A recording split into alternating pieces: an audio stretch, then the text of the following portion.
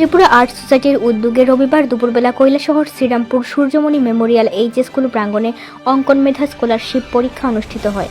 উক্ত পরীক্ষায় কৈলাসহর মহকুমার 4টি স্কুল অংশগ্রহণ করেছে। এই 4টি স্কুল হল যথাক্রমে art park A, art park B, Gurukul art school, Bhaswati Ankanalaya. 400-এর অধিক ছাত্রছাত্রী এদিনের এই পরীক্ষায় অংশগ্রহণ করে। সারা রাজ্যের সাথে তাল মিলিয়ে আজ কৈলাসহরে ও ত্রিপুরা আর্ট সোসাইটির উদ্যোগে এই পরীক্ষা হচ্ছে। এদিনের এই পরীক্ষায় এক্সামিনার হিসেবে উপস্থিত ছিলেন ত্রিপুরা আর্ট সোসাইটির কেন্দ্রীয় কমিটির সদস্যা তনুজা বড়ুয়া। অনেক সুনামের সাথে দীর্ঘদিন ধরে গোটা রাজ্যে আর্ট স্কুলগুলি পরিচালনা করে আসছে ত্রিপুরা আর্ট সোসাইটি। এদিনের এই পরীক্ষা নিয়ে সংবাদ মাধ্যমকে বিস্তারিত জানান ত্রিপুরা আর্ট সোসাইটির কেন্দ্রীয় কমিটির সভাপতি কপিল কান্তি দাস। নমস্কার। ত্রিপুরা আর্ট সোসাইটির অঙ্কন মেধা স্কলারশিপ যে পরীক্ষা আজ কৈলাসহরে যথা নিয়ম এবং রীতি অনুযায়ী আমাদের আজকের ছাত্রছাত্রীর সংখ্যা 400-র কাছাকাছি। এখানে 2-3টি স্কুল অংশগ্রহণ করছে। এর আগেও কৈলাসহরে বিভিন্ন স্কুলে অন্তর্গত সেই অঙ্কন মেধা স্কলারশিপ পরীক্ষাটা হয়ে গেছে। আজকে ত্রিপুরা রাজ্যের বিভিন্ন জায়গায় মনুতে হচ্ছে, আমবাসাতে হচ্ছে পরীক্ষা।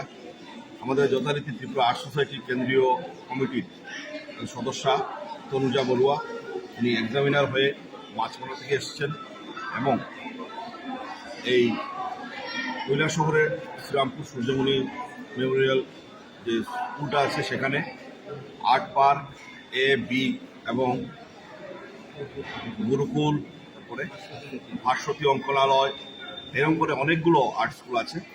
হ্যাঁ, 4টি আর্ট স্কুলের পরীক্ষা চলছে।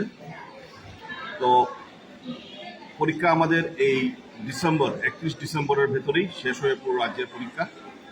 এবং আমাদের কিছুদিন আগে পুরো রাজ্যের বিভিন্ন জেলায় জেলায় পুরস্কার বিতরণী, গত বছরের পরীক্ষার যে ভালো রেজাল্ট যারা করেছে অঙ্কন মেধা তাদেরকে পুরস্কার দেওয়া হয় প্রত্যেকটা জেলায় জেলায়। শুধু একমাত্র ঊনকোটি জেলা সেটার অনুষ্ঠান বাকি আছে আমাদের 15 ডিসেম্বর ঊনকোটি জেলায় কলাক্ষেত্রে সেখানে অনুষ্ঠান। গত বছর যেসব অঙ্কন মেধা পরীক্ষা ভালো রেজাল্ট করেছে তাদেরকে পুরস্কার এবং সম্মান দেওয়া হবে এবং গুণীজনদেরকেও সম্মান দেওয়া হবে।